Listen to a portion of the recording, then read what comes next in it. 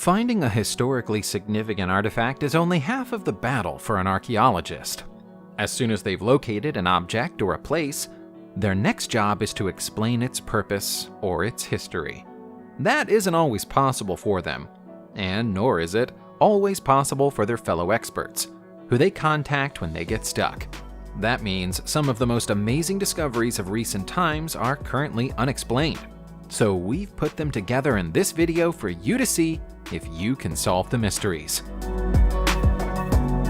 In January 2017, a mystery that had endured for more than 200 years may finally have been solved, but experts still aren't sure.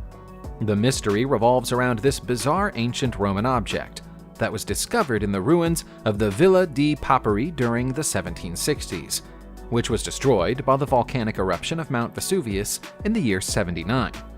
It's notable for its resemblance to a pork chop, and it wasn't until academics printed a 3D copy of the object for closer inspection that they believed they might have uncovered its real purpose. Now, they think it might have been a pocket sundial. They think it would have been hung from a string, allowing the longer end of the object to cast a shadow across the grid carved upon its face. The vertical lines represent the current month, and the horizontal lines represent the time of day. Using this crude system, the owner would have known roughly how many hours of sunlight they had left. There's still one question though. If the Romans had pocket sundials, why have we never found another one? The people who live on the mainland of Sweden will warn you not to visit the island of Blå Jungfrun. They'll tell you that it's cursed, and that it used to be home to witches. Perhaps they have a point. A brave team of archaeologists who've ignored the warnings and investigated the island's caves have found evidence of strange rituals dating back 9,000 years, and also an ancient labyrinth built for unclear purposes. The caves are of particular interest. There's a stone altar inside one of them, and what appears to be a theater stage in another. Both are curious features for the Mesolithic Stone Age. In the same cave as the stage, hammer stones have been discovered. Stones like this were used for grinding up material, and might imply that ritualistic offerings were made with the grinding process. The experts are, however, less convinced by the Swedish legend that a race of giants created the enormous Jättergrytor caverns on the island's shoreline. So strong is the superstitious belief about the island that none of the stones that make up the giant labyrinth have ever been stolen. Moving them is said to release a curse, and nobody's ever wanted to take that chance.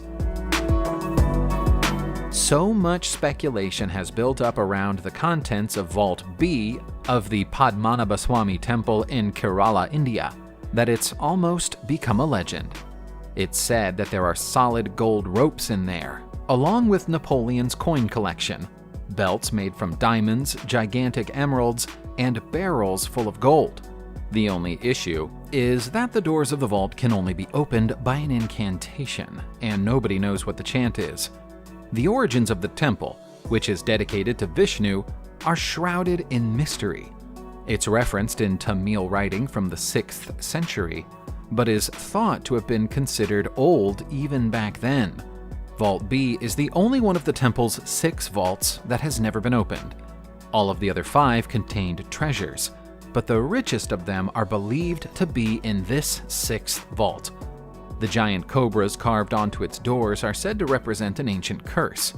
Indeed, an expedition in 1931 gave up on their attempt to open the doors when they were suddenly attacked by a number of cobras who emerged from either below or behind the doors. It's incredible that it's never been opened, and even more surprising that nobody even appears to be brave enough to try. In June 2020, a deal was agreed between the Wolfson Foundation and the Archaeological Analysis Center for Fort Cumberland in Portsmouth, England, that will see funding provided for the scanning of a strange hoard of objects found off England's coast. The agreed sum of $168,000 will pay for brand new, high-resolution X-ray machines capable of penetrating the thick rust deposits that currently mask the objects. Hopefully, they will finally tell the archaeologists what they found. The goods come from the wreck of the Rusvijik, which sank close to the coastline of Kent in 1740, while laden heavy with thimbles and silver coins. By the time the cargo was rediscovered in 2018, rust concretions had grown around them so thickly that they're impossible to identify. The scientists and experts hope to see the presence of holes drilled into the coins, which would confirm a theory that passengers on this ship sewed coinage into their clothing to smuggle it into Batavia in the East Indies. Importing coinage was officially banned in order to protect the local economy, but it's known that people brought money with them anyway, and this sewing method is thought to be the way it was done. What kind of lifestyle might a 2nd century military commander have led in ancient Rome? Well, let's take a look at the home of a former officer and find out. This colossal villa was discovered by accident during the construction of Rome's Metro C line in 2018, and is one of the most palatial military homes ever found in the city. It contains 14 rooms, all of which have marble floors and mosaic designs, and a central courtyard featuring a fountain. Rather than being lost by accident over the passing of the centuries, it appears to have been deliberately buried for unknown reasons. The burial has helped to preserve much of the home, allowing us to marvel at these beautiful floors. One of the rooms even appears to have artificial heating. Even though this incredible mansion has been found, the metro line still needs to be completed by 2022. That means archaeologists have had to grab what they can before construction work resumes, although it's hoped that some of the floors will be retained as part of the new station that will stand here. What is the so-called crocodile stone in Champasak, Laos? Is it a place where human sacrifice once took place? Is it a stone that was used to collect rainwater? Or is it possible that sometimes a strangely shaped stone is just a strangely shaped stone? You'll find the stone amid the ruins of the ancient temple of Wat Phu. It gets its name from the fact it vaguely resembles a crocodile, but it could just as easily be an interpretation of the human form. The temple itself dates back to around the 12th century, but the stone appears to be older, perhaps standing in place since the 5th century. That would be consistent with the time of the Chen-La Empire, who ruled Laos, and whose leaders are known to have practiced human sacrifice. Whether they specifically practiced it upon this stone or not is unknown, and it's never likely to be known. What can be said of it is that nothing that looks like the crocodile stone exists anywhere else in either Laos or Cambodia, and so it must have been designed for a particular and unique purpose. Any of the Mayan ruins dotted across Central America could be described as mysterious, but we'll reserve special mention for the Coelho ruins in the Orange Walk region of Belize. The site remained undiscovered until Normand Hammond found it in 1975 and spent the next 5 years excavating it. By the time he'd finished, he'd turned the world of Mayan research on its head. His radiocarbon dating of the site suggested that it was built over 4,500 years ago. That would make it the oldest known Mayan site on the continent, and his research was challenged by historians and academics who insisted it couldn't possibly be true. This isn't one of the grandest Mayan sites. Rather than being full of palaces and temples, it's a place where maize croppers lived in their humble thatched homes, hunting white-tailed deer for food and living with their pet dogs. The burial traditions at the site appear to differ wildly from other Mayan sites too. Archaeologists were especially delighted by the discovery of a buried teenage girl who appeared to have been decapitated and then buried with her head placed on her chest, next to 2 bulls. Coelho is the place that makes Mayan experts feel uneasy. You might expect to find camels in the middle of the desert in Saudi Arabia, but you might be more surprised to find giant stone carvings of camels in the same place. They're easy to see on the sides of these cliffs, and yet somehow they remained undiscovered in the Al Jauf province of the country until 2016. It's thought that shifting sand dunes may have hidden them for many years, and also might have protected them from the worst effects of erosion. As they're carved into sandstone, they might otherwise have worn away completely by now. It's thought that the carvings are around 2,000 years old. Aside from camels, there are also easily identifiable carvings of horses and donkeys on the stone, all of which have been drawn with accuracy and skill. What's strange about this site is that there's no evidence that a settlement has ever existed here, so the carvings appear to have been made in the middle of nowhere by unknown people who didn't even leave any tools behind to help us work out how they went about the task. Old Donggala might sound like the place your Wi-Fi dongle might go when it dies, but it's actually a ghost town in the northern state of Sudan, standing on the eastern bank of the Nile River. It's unoccupied now, save for an archaeological mission that started in 1964.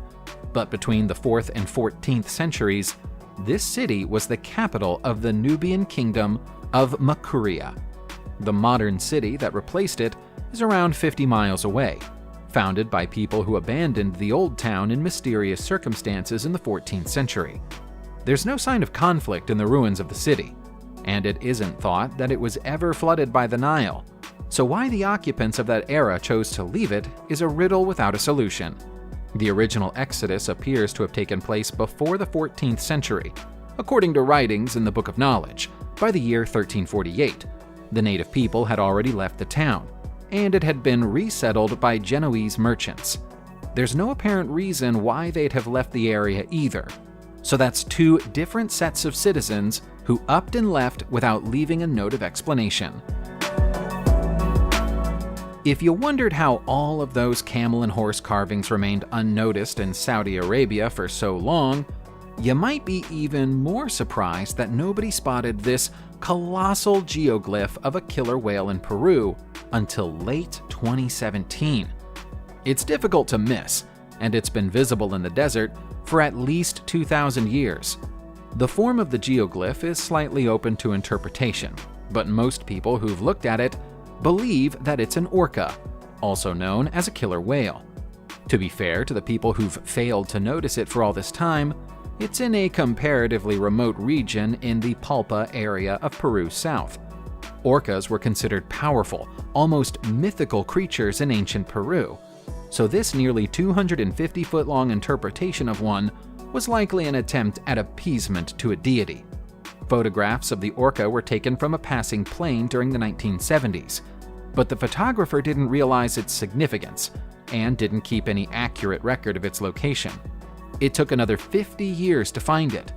Now that it's been restored, it will be far easier to see, but that doesn't help us to identify its original meaning.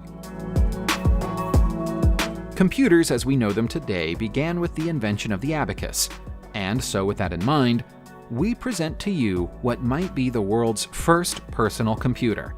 This almost impossibly tiny device dates back 300 years to the time of the Qing dynasty in China, and it's an abacus that could be worn as a ring. It's barely half an inch tall, but it works just as well as a traditional abacus would. The only catch is that you'd have to bring a tiny needle with you to operate it properly. There's no way human fingers could manipulate pieces this small. The traders who used these devices referred to them as zhuchuans, and they were most commonly employed when someone needed to work out the price of a trade or a sale very quickly with their customer in front of them. We can all agree that this is a sophisticated and clever device for its era, but what nobody appears to be able to agree upon is how they were made. Making something like this would probably require a microscope, and it's possible that all zhuchuans might even have been made by the same inventor. Half of Bangladesh's Govinda Beta Temple is a 6th century place of worship used by ancient Hindus. The other half is much harder to identify, and how the two halves came to be woven together in such a haphazard fashion is also difficult to explain. Both sides of the temple come from different times, separated by several centuries. Adjoining the 6th century Hindu temple is an 11th century temple built in such a manner that it was clearly intended to be an extension of the original. Even that might only be part of the story. Inconsistencies with the design of the temple's walls and foundations suggest that they might have been built on top of even earlier buildings and temples. The most telling piece of evidence is the discovery of a Bodhisattva terracotta head buried at the site. Either someone buried it there 200 years after it was made, or people have been coming here to do their worship since at least the 4th century. Perhaps it goes back even farther than that. We have no way of knowing. Subscribe to the channel and turn on notifications, and you will be the first to know when a new video comes out. Thank you for watching, and see you soon.